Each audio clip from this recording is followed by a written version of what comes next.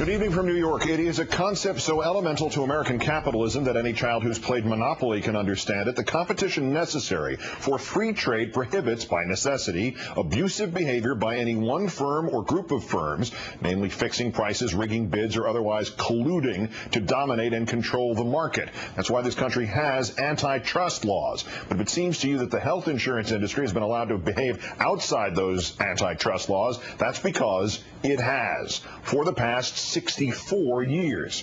Our fifth story in the countdown, the insurance cartel. It's not a nickname, it's a real cartel. It has finally occurred to the Senate that it might be the right time to do something about that. The Judiciary Committee today turning its attention to the McCarran-Ferguson Act, which has, since 1945, allowed insurance companies to dominate the market and reap enormous profits. And according to today's witnesses to the Judiciary Committee, last month, Chairman Leahy, along with 7 co-sponsors, having introduced the Health Insurance Industry Antitrust Enforcement Act of 2009. It would repeal the antitrust exemption for the health insurance industry. The cartel itself today claiming that the antitrust exemption allows it to keep costs down, which might be a better argument if the industry did keep costs down. Senator Schumer of New York among the many not buying that. I remain committed to the notion that only increased competition is going to give insurers the incentive they need to keep the costs down. Removing the insurance company's antitrust exemption is so important that I think we should all work with Chairman Leahy to make sure that it is part of our reform bill.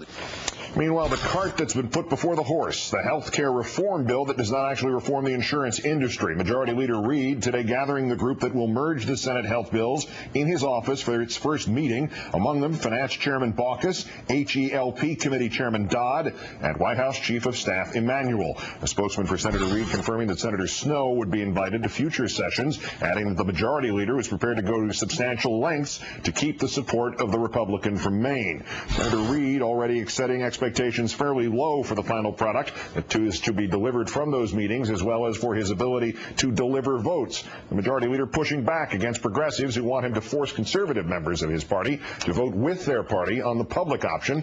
Public option, something that 77% of the public wants, something for which 51 senators, a majority, are prepared to vote. The Majority Leader's office saying in a statement, quote, Senator Reid is focused on crafting a health care bill that will overcome a Republican filibuster. Stripping Democratic senators of their leadership titles is a decision that would be left up to the caucus, not Senator Reid. In light of this reality, it's unlikely that the caucus would ever go along with this idea. Then again, it is his job to make them go along. That is why it's called the leadership position. Not that we even know who they are. Senator Reid allowing any Democratic senators now threatening to filibuster or not to block a filibuster to remain anonymous, the so-called silent filibuster of Democrats. Lots to talk about tonight, thus, with Florida Congressman and Internet sensation Alan Grayson. Congressman, thanks for your time tonight. Thanks, Keith. The Republicans say I sound just like you. I can't figure out if they're trying to insult me or insult you. I'm happier to have that assessment than any other. Unlike almost any other private business in this country, health insurance companies are allowed to engage in what can only be described as price fixing. Do you think it might be time to change that? Is it time to strip that antitrust exemption? It's long overdue. We should do it right now. Could you use it in some way? Is it better left it's partially intact? Would it be a good wedge against the insurance companies? No, the insurance companies bought and paid for that favor from Congress, and now we need to take it back. Senator Snowe cast one vote in favor of the Baucus bill just to get it out of committee. Her vote was not needed to get it out of committee. She warns that she might vote no on the same material later on, and she gets a seat at the bill merger table, if not at the initial meetings and at the subsequent ones. What's your reaction to that? Her vote is coming at too expensive a price. The public option would save America over $100 billion. The employer mandate, just making large corporations that have no conscience pay for their employees the way 80% already do, that would save over $200 billion. Isn't that a lot of money to pay for her vote? And presumably there's not enough space at that table because only one senator who will be there is in favor of the public option. That's Mr. Dodd of Connecticut. No progressive members, truly progressive, self-identifying progressive members will be represented.